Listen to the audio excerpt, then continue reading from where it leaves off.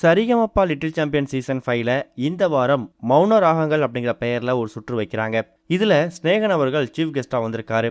ஒருத்தவங்களும் melody songs அப்படிங்கிற அடிப்படையில ஒரு பாடலை பாடுறாங்க.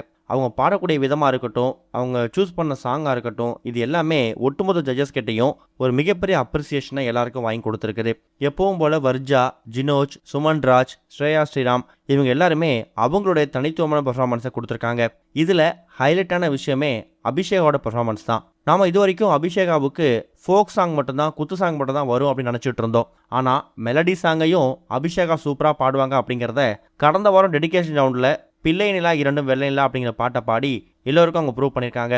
அதே மாதிரி இந்த வாரமும் மௌன ராகங்கள் சுற்றுல அபிஷேகோட பர்ஃபார்மன்ஸ் அடி தூள் கலப்புற மாதிரி இருந்திருக்குதான். அதுவும் அபிஷேகோட பர்ஃபார்மன்ஸை பார்த்துட்டு இப்படிப்பட்ட ஒரு பாட்டை உங்ககிட்ட நான் எதிர்பார்க்கவே இல்லைங்கிற மாதிரி ஒட்டுமொத்த அரங்கமும் அதிர்ந்து போகிற அளவுக்கு சிங்கர் ஸ்ரீனிவாஸ் கமெண்ட்ஸ் கொடுத்துருக்காரு.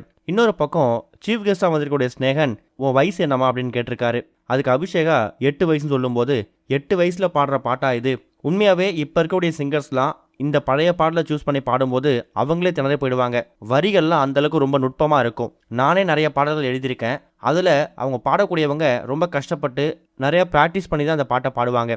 ஆனால் அவ்வளோ கஷ்டமான பாடல்களை நீ ரொம்ப அசாத்தியமாக பாடிட்ட. உண்மையாகவே உனக்குள்ள ஒரு பெரிய திறமை ஒளிஞ்சிக்கிட்டு இருக்கு. இந்த ஒரு திறமை இந்த பாட்டு மூலயமா உன்னை கொண்டு போய் எங்கேயோ உட்கார வைக்க போது. ப்ராக்டிஸை மட்டும் விட்டுறாத. கண்டிப்பாக உனக்கு வாழ்க்கையில் பாடல் துறையில் ஒரு பெரிய எதிர்காலம் இருக்குது அப்படிங்கிற மாதிரி பாராட்டி தள்ளிட்டாராம். இவ்வளவு சின்ன வயசில் அபிஷேகோட கெப்பாசிட்டி அப்படிங்கிறது சீனியர் சீசன் 5ல கலந்துக்கூடிய போட்டியாளரை விட அதிகமாகவே இருக்குது அப்படிங்கிற மாதிரி ஒட்டுமொத்த அரங்கம் அறிந்து போகிற அளவுக்கு ஒரு மிகப்பெரிய கரகோஷம் அபிஷேகாவுக்கு கிடச்சிருக்குது. கண்டிப்பாக இந்த சரிகமப்பா சீசன் 5ல அபிஷேகோட பயணத்துக்கு இது ஒரு பெரிய மைல்ஸ்டோனாக இருக்கும் அப்படிங்கிறத நம்ம சந்தேகமாக கிடையாது. இந்த வாரம் அபிஷேகோட பர்ஃபார்மன்ஸ்க்காக நீங்கள் எந்த அளவுக்கு ஈகராக வெயிட் பண்ணுறீங்க அப்படிங்கிறத கமெண்ட்டில் மென்ஷன் பண்ணுங்கள். இது ஒரு பக்கம் இருக்க, யூத் திரைப்படம் 15 நாட்களில் எவ்வளோ வசூல் செஞ்சிருக்கு அப்படிங்கிற மாதிரி அஃபிஷியலாக வெளியிட்டிருக்காங்க. கென் கருணாஸ் இயக்கி ஹீரோவாக நடிச்சு விளையாட திரைப்படம் தான் யூத். இந்த படத்தை பார்வதா என்டர்டைன்மெண்ட்ஸ் அப்படிங்கிறவங்க தயாரிச்சிருக்காங்க.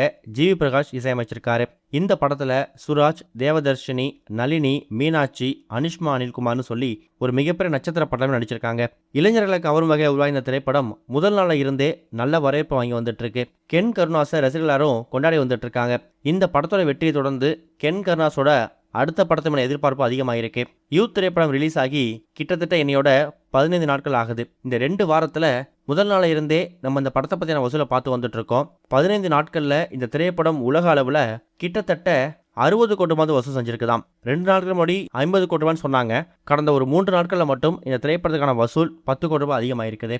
இது வரைக்கும் கனெக்டிங் டிவிக்கு சப்ஸ்கிரைப் பண்ணனா மறக்காம சப்ஸ்கிரைப் பண்ணிக்கங்க.